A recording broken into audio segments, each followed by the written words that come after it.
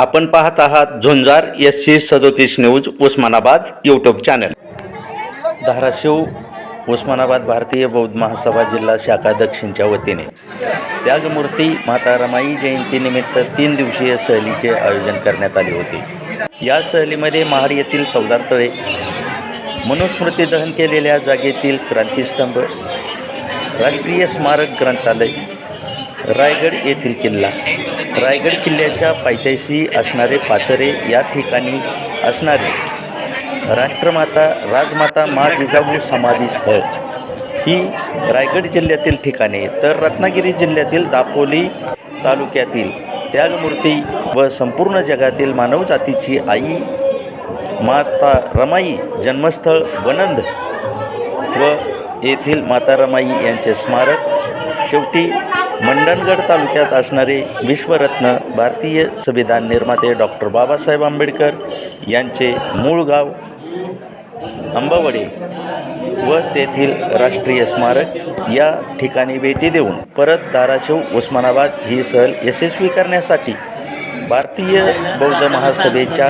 दक्षिण विभागाच्या जिल्हा अध्यक्ष आयुष्यमती राजश्री कदम, विजय वनसोडे, संतोष झेंडे, आयुष्यमान लिंबाळे, गायकवाड, सोनकांबळे, कांबळे, सोनवणे व विठ्ठल जटितोर इत्यादी पदाधिकारी यांनी शांततेत व यशस्वी करण्यासाठी सहकार्य केले व धाराशिव उस्मानाबाद येथे सर्व 50 पर्यटकांचे डॉक्टर बाबासाहेब आंबेडकर यांच्या पुतळा येथे व माता रमाई स्तंभा येथे सर्वांनी अभिवादन केले व सर्व पर्यटकांचे यशस्वी पर्यटन केल्यामुळे गुलाब पुष्प देऊन जिल्ह्यात स्वागत करण्यात आले।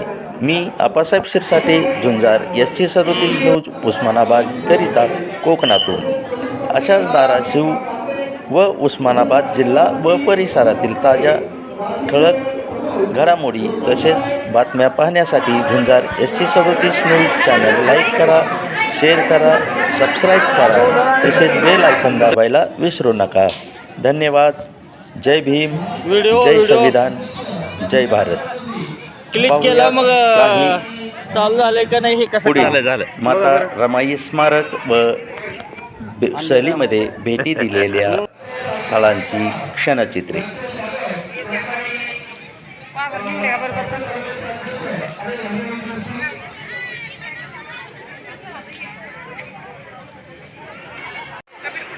या कार्यक्रमासाठी उपस्थित असलेले सर्व आहेत विभागाला अतिशय चांगल्या पद्धतीत माहिती आहे। मी जास्त प्रश्न येत नाही कारण मी आमच्या भागाच्या योजना अंतर्गत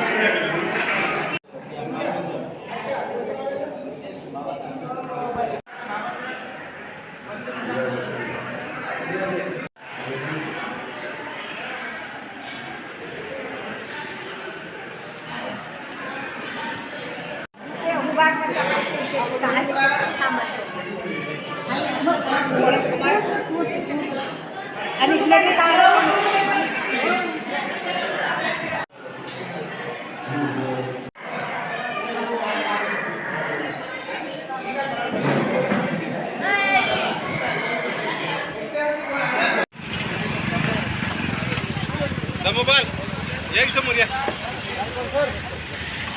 थोडं मागं सर का थोडं